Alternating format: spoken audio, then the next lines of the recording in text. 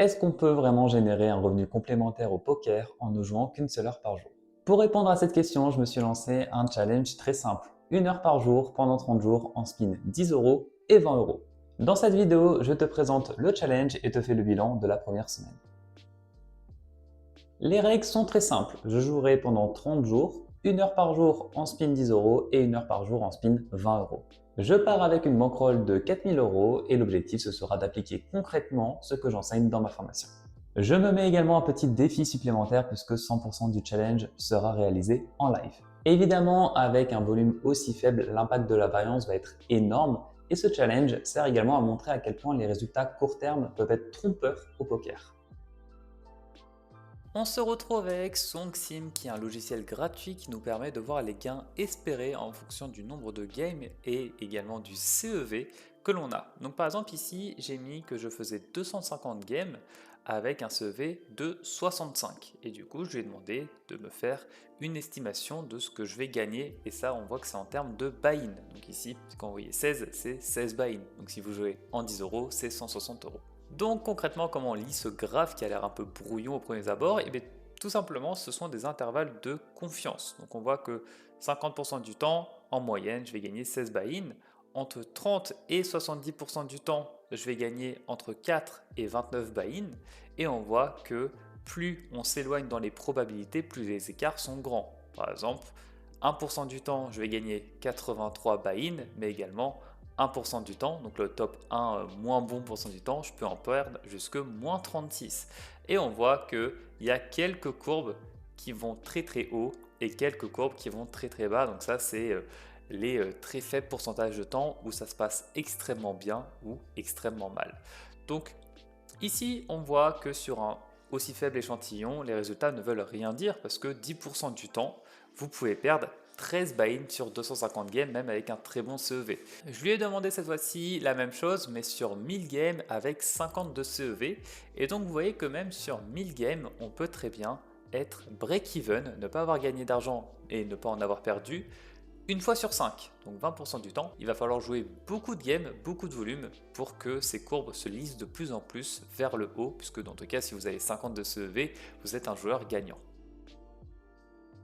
Après une semaine de challenge au niveau financier, voilà où on en est. Donc on voit qu'on est à 3435 euros de bankroll au total.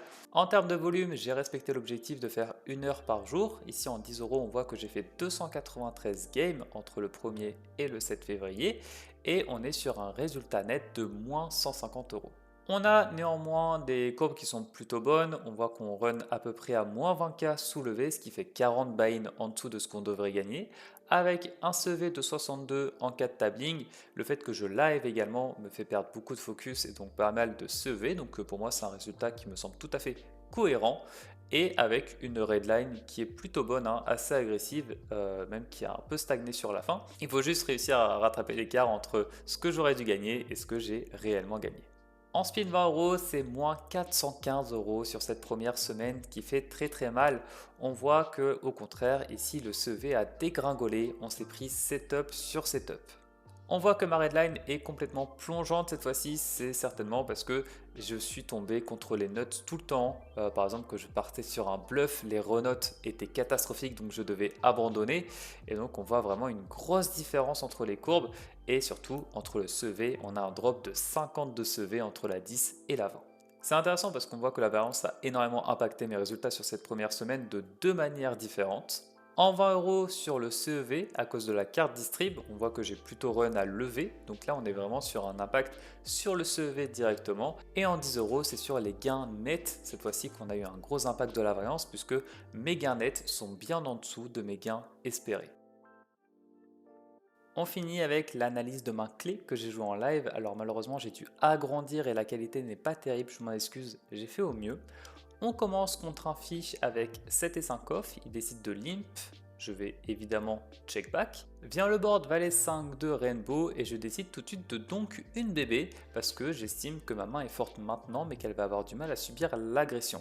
De plus, ici, j'estime qu'il va souvent raise un valet et du coup quand il colle il est souvent capé. Ce qui est intéressant c'est qu'il va énormément call, il va call du roi 4, du roi 3, as 4, du dame 9, du dame 8, enfin il va call une tonne de mains, ici il peut même call du 10 et 8, du 10 et 9, et toutes ces mains qu'il va flat, il va trop les bluff par la suite. Donc mon objectif ici c'est de bet pour check et call, notamment s'il mise parce que j'estime qu'il va trop bluffer. Mon adversaire a call, sur ce 6 je suis le plan, je décide de check parce que cette fois-ci je n'ai plus d'intérêt à miser. Il bet, je colle, et sur cette dame, il décide de faire tapis, et pour moi, un valet ne va pas assez miser aussi cher, il va souvent miser moins cher ou même check back. Je colle, et il me retourne un beau bluff, 10 et 8. Donc on voit que le plan était bon et qu'il a bien overbluff, parce que s'il prend 10 et 8, il prend évidemment trop de mains, du 8 et 9, du roi 4, du roi 3, toutes ces mains-là.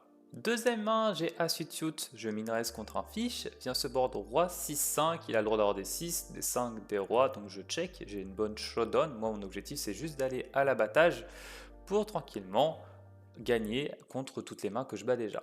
Check check, on recheck, et sur ce 4 qui fait rentrer la quinte, où j'ai le 8, je décide de check. Pourquoi? Parce que j'estime que ces 3 vont miser de même et que je vais pouvoir plus leur prendre. Ici ils misent et je décide de raise plutôt cher. Vous voyez que je vais chercher du 8 blindes, 8.7 blindes pour être précis, et il me snap call son 3. Là où si j'avais misé de moi-même, il n'aurait pas forcément raise. C'est-à-dire que là j'ai pris 8 blindes en targetant un 3, alors que si j'avais fait pot, j'aurais pris 2 fois moins. De plus, sur cette quinte qui rentre, je lui laisse également l'opportunité d'aller me bluff. Par exemple, s'il avait un bluff qu'il avait abandonné, quand il me voit checker 3 fois avec la quinte rentre, il se dit qu'il va essayer de me faire peur, de représenter une quinte, pour potentiellement me faire fold une hauteur ou une main. Et enfin, j'ai très peu de value de base, puisque il a assez peu de 6, assez peu de 5 qui ont check à la fois au flop et à la turn, et dans tous les cas, je leur prendrai pas grand chose. Il a quasiment plus aucun roi qu'il a checké au flop et à la turn, c'est-à-dire que je n'ai pas de value. J'estime que les mains que je domine en value vont tout le temps bet, typiquement un 3. Donc j'aime beaucoup cette line d'aller checker une main extrêmement forte. Ici on a quasiment la meilleure main possible à la river, même si je suis hors de position contre un fiche. On continue avec 10 et 6, on est contre un fiche qui a limpé, j'ai check back, il décide de check au flop, ici je vais aller miser pour value parce que j'ai un très bon 6, j'ai un backdoor flush draw, j'ai envie de faire grossir le pot, je peux target des 2, des 4, des 3, des 5, des 2 over avec un cœur, par exemple ici s'il a valet 10 avec le valet de cœur je pense qu'il va call, donc je décide de miser 1,5 blind.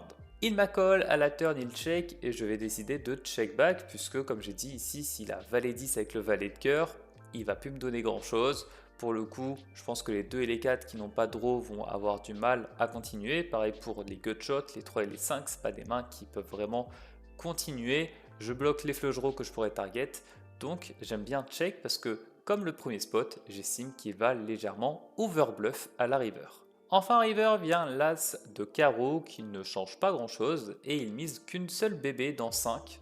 Donc ici, la plupart d'entre vous, je pense, auraient juste call, et moi je me dis que ça représente pas un 9, ça représente pas un as, ça représente pas une main forte, mais par contre, ça peut représenter un petit 2 ou un petit 4, et du coup, j'ai été value sin, j'ai été raise avec un sizing plutôt petit, l'objectif c'est de ne pas le faire peur, mais j'ai mis 2,3 et j'ai été gratter un petit peu d'argent à un 4 ou à un 2 ou même à un roi valet qui m'aurait pas cru.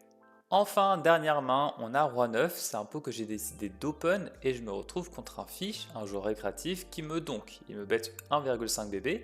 Ici, je suis plutôt bien puisque je n'ai peur de rien, il n'y a pas de draw, il n'y a aucune turn qui me fait peur, j'ai toujours les nuts quoi qu'il arrive, donc je vais tranquillement call. On pourrait tenter de raise pour maximiser sur un 2, mais il faut bien se rendre compte que ici, en termes de proportion dans sa range, déjà des 2, il n'y en a pas des masses qui défend préflop quand je min raise. On peut enlever du 7 et 2 off, 8 et 2 off, etc. Et surtout, il a beaucoup plus de bluff que de 2, donc je préfère call et le laisser me bluff si jamais il en bluff, et contre les deux, dans tous les cas, je pourrais prendre de la value, turn ou river. Je suis mon plan, je colle, turn il décide de 2 barrels, 3 blindes, je colle à nouveau. Enfin river, il décide de check sur cette doublette du 2. J'aimerais que vous mettiez en pause la vidéo pour réfléchir à ce que vous allez faire ici et que vous me mettiez la réponse en commentaire avant de regarder ce que moi j'ai fait.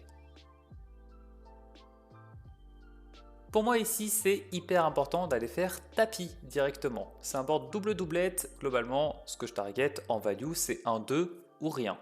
S'il avait un bluff, il l'a totalement abandonné à la river, donc je lui prendrai plus rien. Et du coup ici, pour moi, il faut maximiser sur les deux et aller faire tapis. Vraiment aller chercher les 16,5 blindes chez notre adversaire et ne pas aller faire du 3, du 4.5 pour essayer de target un petit 3 ou une petite dame. On perd beaucoup trop de value sur les deux qui ne vont pas assez raise et qui ne vont pour autant jamais fold quand on fait tapis. C'est ce que j'ai fait, j'ai réfléchi un petit peu in-game, c'était une décision qui n'était pas facile, mais j'ai opté pour le tapis et vous allez voir qu'il m'a snap call avec un 2. Ici, il n'a eu aucune décision avec son As de suité.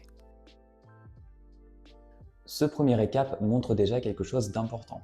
À court terme, tout peut arriver, mais la méthode reste la même.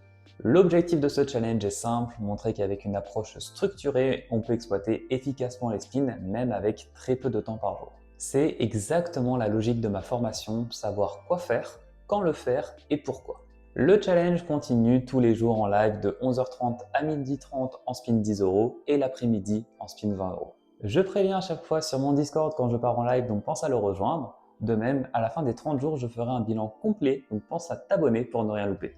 Enfin, si tu veux être accompagné pour appliquer ma méthode pour crush les spins, toutes les infos sont en description.